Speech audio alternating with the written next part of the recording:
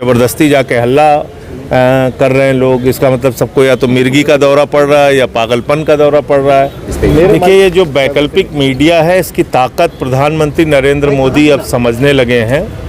उनको ये लग रहा है कि भाई गोदी मीडिया को जितना हमने कंट्रोल किया उससे काम नहीं चल रहा है, और ख़बरें तो अब लोगों तक पहुंच रही हैं, और उसका माध्यम है यूट्यूब चैनल्स, उसका माध्यम है फेसबुक, उसका माध्यम है तमाम वो वेबसाइट्स, न्यूज़ वेबसाइट्स जिनके ज़रिए लोगों तक सच्चाई पहुंचाई जा रही है।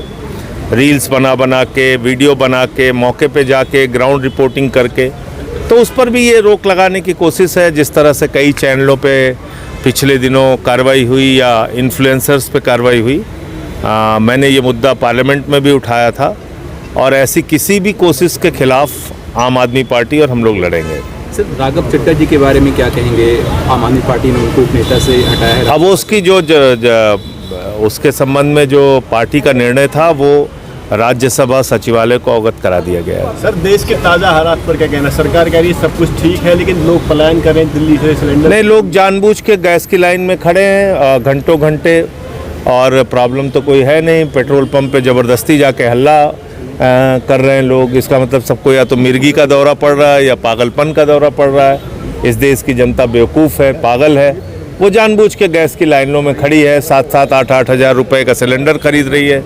तो यही हो सकता है, और तो मुझे कुछ नहीं लगता। लेकिन सर, कल मोदी जी ने कहा कि राहुल गांधी विपक्ष पार्टियां केवल जनता को पैनिक कर रही है, ऐसे कोई हालात है नहीं। किसने पैनिक किया? कौन बोला? प्रधानमंत्री ने सदन में खुद कहा कि कोरोना जैसे हालात इस देश में आने वाले हैं। कोरोना में क्या हुआ था? लाखों लोगों ने अपनी जान गंवाई थी। तो प्रधानमंत्री कह रहे हैं ना कि लाखों लोग इस देश में जान गंवाने वाले हैं, ऐसे हालात पैदा होंगे कोरोना जैसे। तो डराने का काम तो प्रधानमंत्री, जिस दिन प्रधानमंत्री ने स्पीच दी उनके खुद के गृह राज्य में गुजरात में, आप देखिए लंबी लंबी लाइनें सूरत में, अहमदाबाद में पेट्रोल पंप्स के ऊपर लग गई। तो ये खाली विपक्ष को हर चीज़ पे आरोपित करना ठीक नहीं। और दूसरी बात तो ये समस्या तो प्रधानमंत्री जी ने खुद से बुलाई है ना। उन्होंने कहा साफ तौर पे कि आ संकट मेरे घर आ, गाना गाया उसके लिए। हार्मोज समुद्री मार्ग जो है, ये प्रधानमंत्री को पता था कि वहाँ से 60% कच्चा तेल और 50% हिंदुस्तान के ज़रूरतों की गैस आती थी, और वो हार्मोज समुद्री मार्ग पे ज़्यादातर ईरान का कब्जा है। आपने उस देश के साथ पंगा क्यों लिया? क्यों अपने रिश्ते बिगाड़े? आपकी तो परंपरागत दोस्ती थी। खुद प्रधानमंत्री ने कहा था कि ईरान के साथ उनके रिश्ते इतिहास से भी पुराने हैं, भारत और ईरान की दोस्ती। तो आप बताइए, आप खामेनेई साहब को 7वीं शताब्दी की कुरान की पांडुलिपि भेंट करके आए थे। उनकी हत्या पे कुछ नहीं बोले, 160 बच्चियों की हत्या पे कुछ नहीं बोले, 100 सैनिक, करीब उनके 9 सैनिक मार दिए गए, उस पर कुछ नहीं बोले, जो आपके आमंत्रण पे, आपके बुलाने पे आए थे।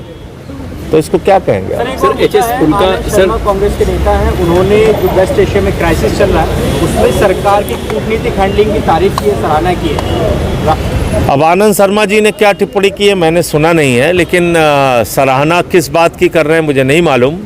अभी तक कुल 4 जहाज वहाँ से निकल पाए हैं आपके। रूस और चीन के जहाज निर्बाध रूप से उनके ज़रूरतों के तेल और गैस लेके जा रहे हैं। उनके जहाज़ों को नहीं रोका जा रहा है, कुछ यहाँ तक कि बांग्लादेश के जहाज़ों को नहीं रोका जा रहा है, और आपके जहाज़ अभी भी 1-1, 2-2 करके निकल पा रहे हैं। यहाँ लड्डू बांट रहे थे बीजेपी वाले कि मोदी जी ने देखिए तुरंत ईरान के राष्ट्रपति से बातचीत की, सारी समस्या का समाधान हो गया। करिए समाधान, हम भी तारीफ़ करेंगे आपकी, लेकिन ऐसे झूठ मत फैलाइए। और सच्चाई ये है कि अभी भी हम एक जहाज़ अपना वहाँ से पार कराने के लिए संघर्ष कर रहे हैं।